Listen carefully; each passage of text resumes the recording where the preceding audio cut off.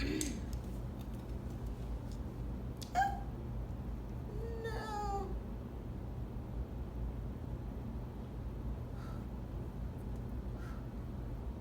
Oh no. It's from the other side.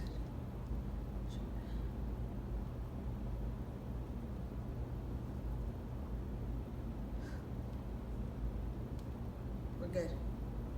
Welcome back. I got my proper wake up juice, so hopefully I'll wake the fuck up. Today, I was gonna tell you Hansel and Gretel, but I got excited, as I do sometimes. And I couldn't wait to learn Hansel and Gretel. And I already know the Frog Prince, so I'm gonna tell you the Frog Prince instead. And then I'll tell you Hansel and Gretel next time. Cool? Cool. That's how I did that. Once upon a time, there was a princess. As many fairy tales have princesses, this princess was also beautiful. This princess was also kind of a bitch. Pretty greedy. Did I fuck up? Oh well. One hot summer day, this princess went into a nearby forest to lay by a spring and play her favorite game, which consisted of throwing a golden ball into the air and catching it. I guess since the ball was golden, for whatever reason, that didn't seem like a peasant's game. I'm not really sure. The princess is playing her game next to a stream. What did I just say? Spring. Next to a spring, tossing it up and catching it, and tossing it up and catching it. And she throws it so out of reach that it falls into the spring, floats to the bottom, because I'm pretty sure that gold sinks in water and does not float, but don't quote me. She follows it with her eyes, as they say, and watches as it floats to the bottom, of which she can no longer see it. Not even a glimmer of sparkling gold. But she has the glimmer of the spring, so was it really a loss? She can no longer see it at the bottom of the spring, and she realizes that it is lost forever, and she begins to weep.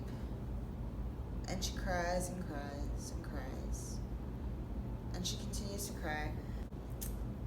I would give anything for my golden ball, all my riches and dresses and gold and pearls, and this crown on my head. Hold on. And this crown on my head. She states her wishes to have her lovely gold ball returned to her in exchange for all her other gold. I'm trying to figure out, is it just too difficult to turn the gold into a ball? Are there not very many gold ball stores where she can sell her riches for other gold balls? Is it custom designed? Cry, cry, tear, tear, such and such, and a frog appears, and he is like, please don't cry, you'll make rocks melt. And we don't want the rocks to melt. I do not want your dresses or your riches. I am a frog, and they will not fit, nor do me much good, because I'm a frog. She says, please though, I would love to have my golden ball. It is the only one in the whole kingdom, and besides, it is mine. What could I offer you? And he says, I would like nothing more than to be your companion. You will take me home with you. I will eat from your golden plate and sleep on your, let's just say, golden pillow, because why not? And the princess thinks to herself, fool, This frog will never leave this spring, much less follow me home, sleep in my bed and eat off my plate. I will just lie to him. Sure, frog, sure. I'll do those things. Just get me my shit, please. And the frog is like, I will be right back. And he dives into the stream, and moments later retrieves the golden ball, tosses it to the girl, and without another care, she takes it and is gone.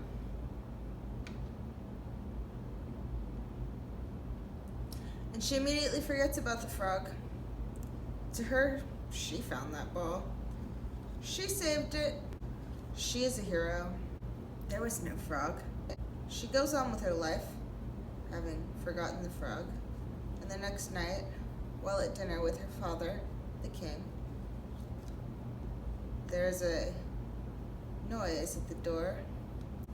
I don't know, mucusy, slimy noise, like a frog is walking up your front doorstep, but louder than normal because she hears him coming. The frog comes, and he walks up the doorstep, and he knocks on the door, and he says, Princess, do not forget your promise to me. And she's like, I will get the door. And she opens the door and sees the frog, and she's like, God damn it, frog. I thought I was rid of you. How did you even get here? You're a frog, and I'm much faster. And we only have the only kingdom in the palace, and everyone knows us and where it's located. And you can see it from far horizons. And she slams the door in the frog's face. And what the fuck did I just do? Oh, never mind, just kidding. Oh, I got it. Okay. And she returns to her meal with her father, shaking and shivering, terrified that the frog has returned. And once again she hears. And her father says, what frightens you? Is that a giant or an ogre? A witch, maybe? A troll, perhaps? And she says, no, father. So yesterday while I was playing by the spring, I tossed my golden ball into the air. And like it's no big deal, but it fell into the spring. And this frog who's at the door retrieved it for me. But you don't understand, father. First, he really hassled me about it. He wouldn't just retrieve it. He made me promise. Fine, princess. I will retrieve your ball, but only if you let me sleep in your bed and eat your food and be your companion for the rest of your life. And I was like, sure, whatever. And I lied, and he retrieved the ball, and I ran away, because I was like, the fucking frog's not gonna follow me home. You understand, right, father? Right? No? Right? Why do you look mad? And the king's like, so you're telling me that you promised to this frog that he could be your companion and eat your food and sleep in your bed in exchange for your golden ball? Are you nuts? The king's daughter? Because the king's daughter is one of her word. And you will do as you said. And she's like, oh, fuck, okay. And she goes back to the door and she lets in the frog. She's like, well, whatever. Being a princess sucks. And the frog follows her. He's like, yes, awesome. This is the best. Alright, let's go. They get back and she sits down at the table to eat, and the frog is at her feet. Didn't mean for that to rhyme. he's like, help me up so I can eat your food. He's a little rude too. I feel like there's a little rude coming from him. I don't ever remember reading that he said thank you. So, kind of rude. And she lifts him up. She's whatever. He's like, cool. Push your plate closer to me. She's like,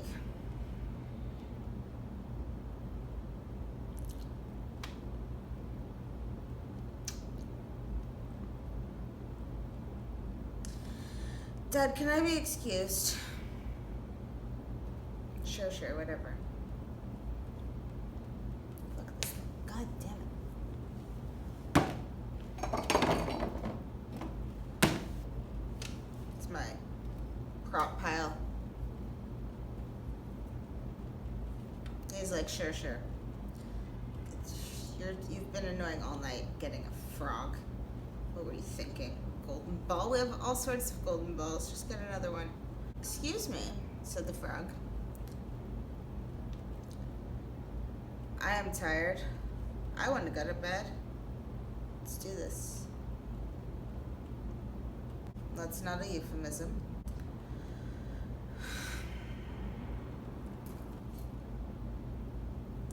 And she picks up the frog and she carries him up the stairs reluctantly and puts him in a corner.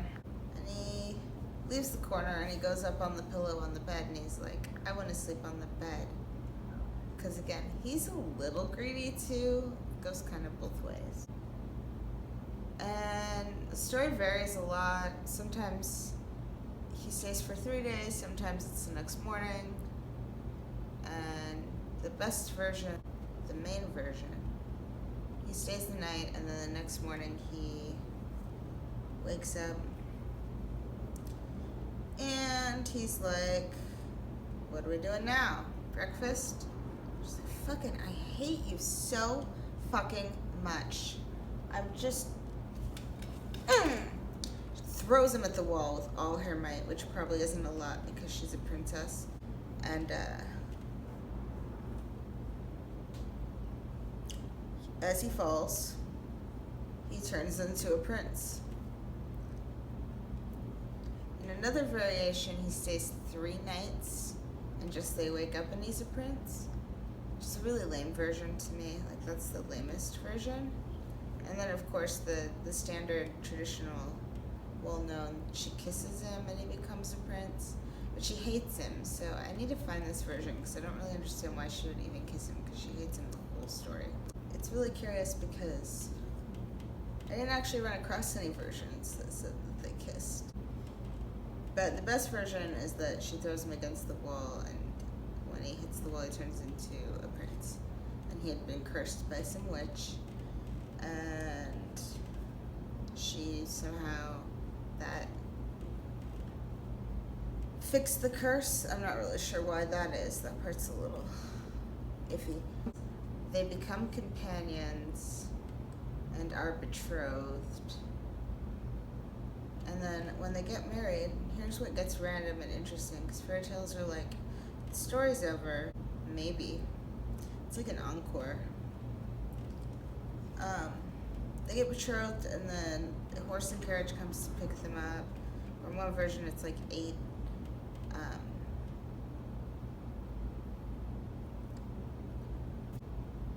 feel like it's an F word. Foliage? It might be foliage. I'm not sure. Fun fact about the Frog Prince is that it was one of the favorite fairy tales of the Grimm's brothers, and also they considered it the oldest and most German, or the oldest for German something. But nonetheless, it frequently can be found, and I've had more than one version of this book before. At the beginning,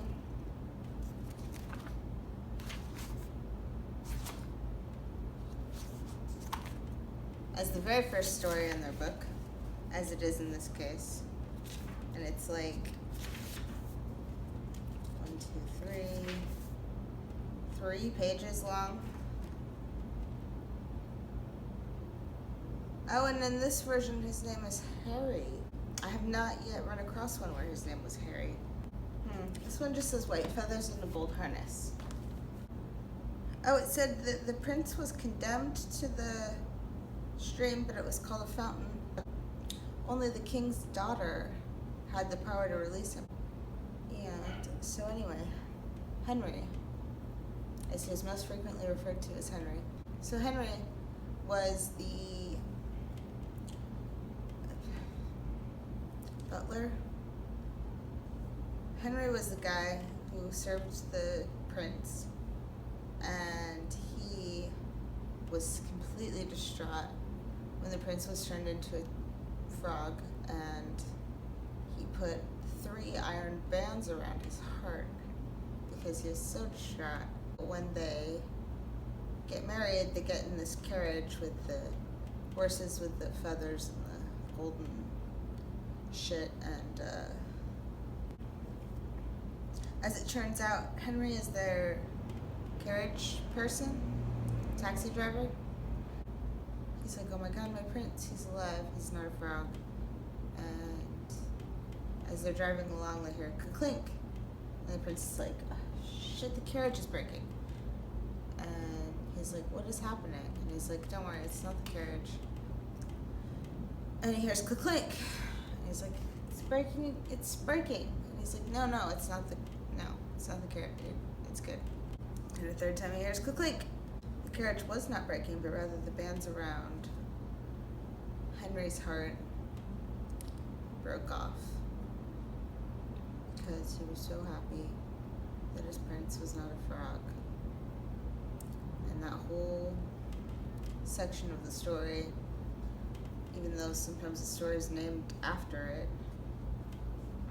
doesn't seem necessary or relevant at all to me. But alas, it's there.